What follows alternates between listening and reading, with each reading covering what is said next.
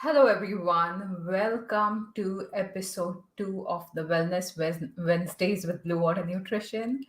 I'm your host, Dr. Manjiri Nadkarni. I'm an Ayurvedic MD, registered holistic nutritionist, and I work at the Blue Water Nutrition Clinic. So today we're actually going to discuss about 5 Ayurvedic herbs that work as antibiotics or that have antibiotic properties.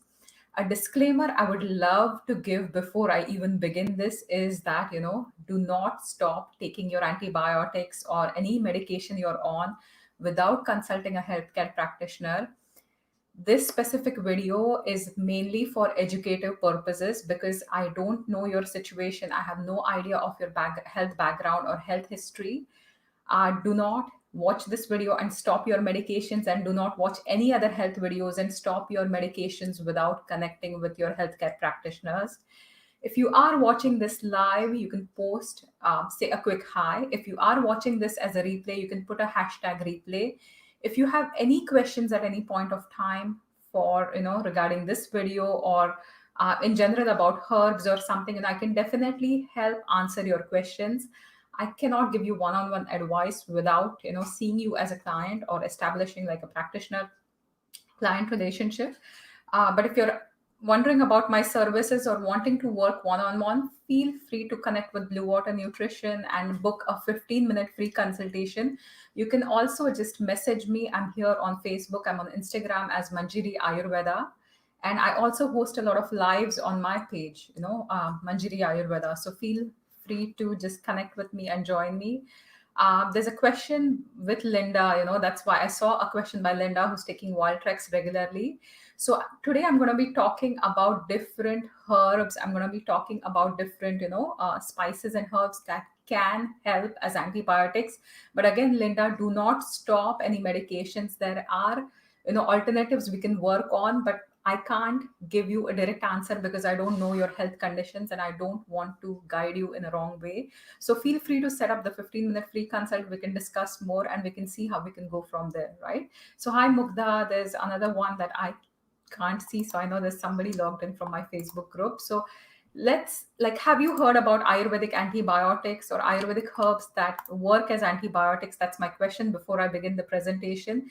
If yes, feel free to, put it in the comment section. The other thing I'm going to talk about is I'm only talking about 5 herbs because of time constraints, right? In Ayurvedic medicine or Ayurveda, we have lots of herbs and spices as well. So there are a lot of herbs that we encourage people to use in your diet, right? Because when you use it in the diet, it's not going to be as concentrated. It's going to be generally safe for you and it will have a lot of health benefits.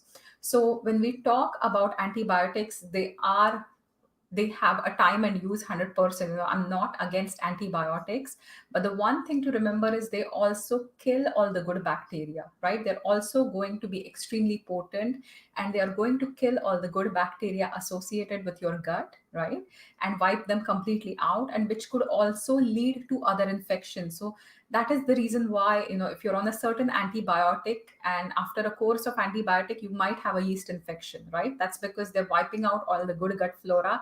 And that is why we're going to talk about natural ways or natural herbs with antibiotic properties, right?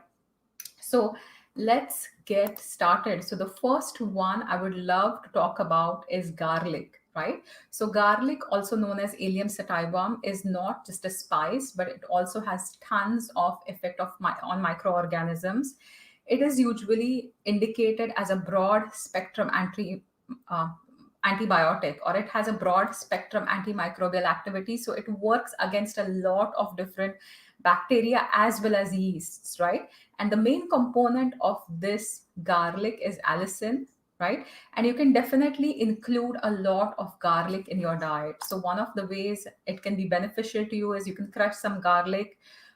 You can add it to your milk, and that also helps you with joint pain, but it can also help you with your any kind of infections, or if you have excess phlegm, it can definitely help you with. And also there are preparations where you can crush some garlic and add it to honey and let it sit in the honey for a long time, and that also serves as a way to boost your immunity and works as an amazing antibiotic.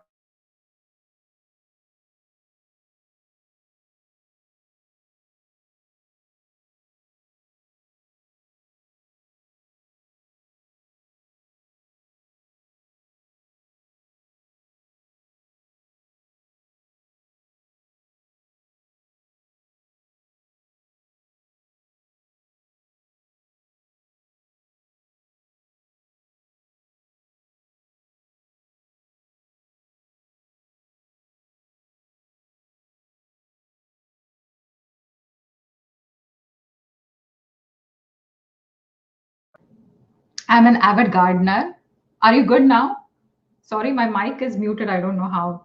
So I am an avid gardener and I plant garlic plants between my different vegetables. So pests are not going to get attracted to, like my strawberries, for example, right? And if this works amazing with plants, it's also going to work really well with us, right? So it is usually like garlic is one of the best antibiotics you can find in nature. Garlic also helps lower your bad cholesterol levels. Garlic also has a protective action for your heart. I have done a few videos on cholesterol and heart on my Facebook page, so feel free to go to Manjari Ayurveda and check those videos out. The other antibiotic we're today going to talk about is ginger, right? So ginger is known as universal medicine in Ayurveda. It works as an antibiotic. It has antibiotic properties, but it also helps with digestion. It also stimulates your appetite, and it also helps improve assimilation of nutrients as well as transportation of nutrients in the body tissues, right? So if you are somebody who's really sluggish or who's really tired or who's not digesting food, ginger works amazing. And ginger extract also has seen to exhibit antibacterial activities against different gram-positive bacteria, including staph and streptococcus, certain species, right?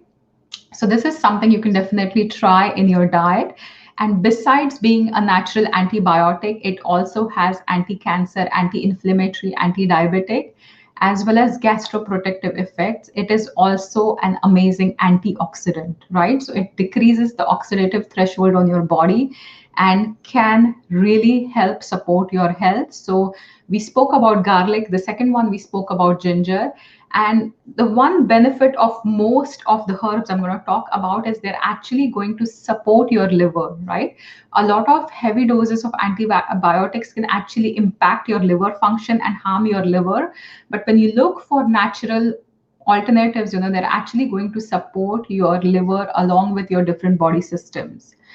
The third one I'm going to talk today is holy basil. So, for those who are unfamiliar with holy basil, it is one of the most revered, worshipped plants in Ayurveda as well as the Indian culture.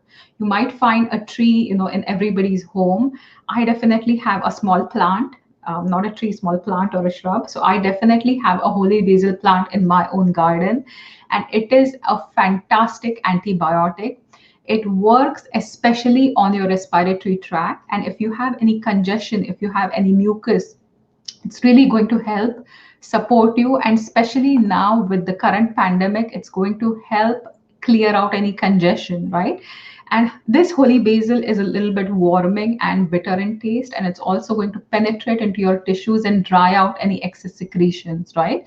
And definitely, this is something that you can have on a daily basis. You can take 1 or 2 leaves and chew them on a regular basis, or you can just make a simple decoction out of leaves or dried leaves, or you could also use holy basil in the form of teas, right? So you can definitely make a tea out of holy basil and use it. And holy basil, besides being an antimicrobial, it is an antifungal, it is also antiviral, it is anti-malarial. So there are different studies done that show lots of benefits. It is also a mosquito repellent, right? So it also works as a mosquito repellent. It has anti-cancer activities, it has anti-fever activities, it helps balance your immune system, it helps with anxiety as well. So people having lots of anxiety, holy basil has seemed to really calm them down. As so, try this amazing herb and let me know how it works for you. Uh, okay, so let's go again. I'm going to address all the questions a little bit later, right? And we can definitely take questions. So if you have any questions, you can definitely put those in the comment section, and I'll be more than happy to answer different questions that you have.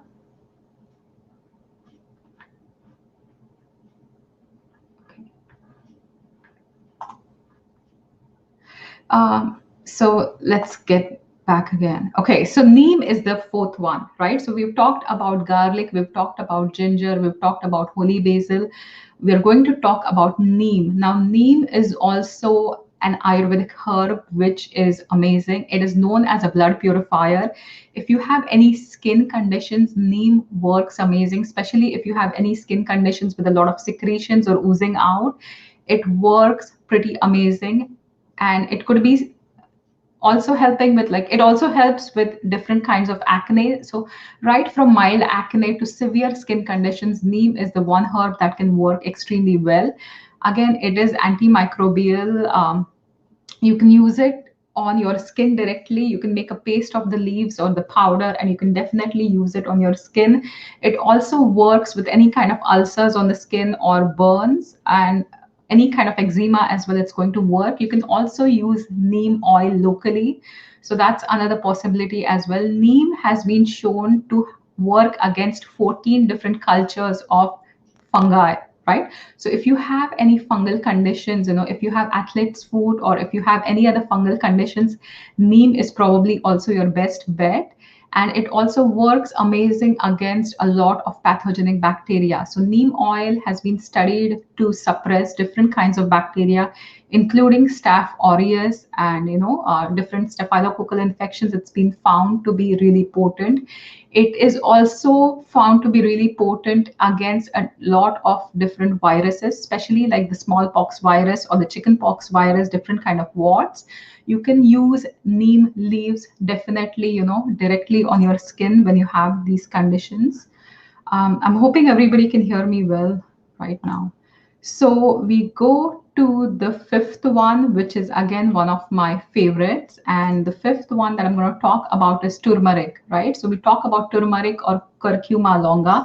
So right now, everyone is familiar with curcumin. So curcumin has been used as antibacterial, antiviral, antifungal as well. It also has anti-malarial activities. And there are lots of clinical trials that show that turmeric can definitely help work as an antibiotic. It also works as antiseptic.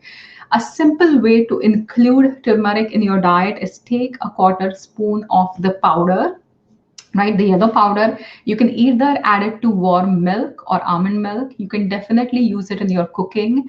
You can take the same quarter teaspoon. You don't need a lot of it. You can take the quarter teaspoon of the turmeric powder, and you can put it in your food. You can definitely put it in your food. You can put it in hot oil when you're cooking and add your vegetables. You can put it in your rice. You can add it to your oatmeal. You can try different options with turmeric. Now, these five herbs, or these five Ayurvedic herbs or spices, however you would like to call, are really good to use in diet because they can help you provide some health insurance on a daily basis, right? One disclaimer again I would like to give you is, if you're using them as supplements, they could be in much concentrated forms, right? So when you use it as a concentrated supplement, definitely make sure you're working with a practitioner, especially if you're already on certain antibiotics or if you're already on different medications, right? Because they might work against your medication or they might increase the dose of your medication. So if you're already on some kind of medication, it is essential that you definitely work with a practitioner who knows your history, and then they can guide you to the appropriate ones. So if you have any questions, let me know. I just wanted to make this like a quick 10-12 minute video, so I give you the information and you can start using these in your diet right away. There's a question asked, which herb works really well for urinary tract infections or UTIs. So in Ayurveda, there are different herbs that can work really well on UTIs. There have been different studies done. One of them is Tribulus terrestris. So Tribulus is definitely one herb that can work. Holy basil can actually work as well. And also you can try neem. So these are also going to help with UTIs. Cranberry juice also helps with UTIs. So these are a few things, but again, depends on what kind of, how often you're getting those infections. You also have to check out what's going on in your body. If you're getting recurrent UTIs, you could also have some amount of yeast in addition to the bacterial infections that you're having. They usually work synergistically in your body. So thank you for watching this live. I'll welcome any more questions. So please, feel free to post the questions in the comment section, and I'll be more than happy to answer the questions. And if you try any of these herbs, do let me know which ones are your favorite, which ones do you like. and how are you using them, right? So I would love to, get your feedback on this. So please feel free to post your um, feedback, comments in the comment section, so I know which have you tried. Are you using garlic? If you use it, in what form are you using? Ginger, in what form are you using? My personal favorite amongst all this that I use on a regular basis is holy basil. So that is a fantastic herb which I absolutely love, and I use it on a regular basis. I use it as a tea, and I also use it in my cooking sometimes. So thank you for watching this live. I will be back again next week, Wednesday at 1 p.m. for episode 3 of Wellness Wednesday. Thank you for tuning in. Have a fantastic day. Bye for now.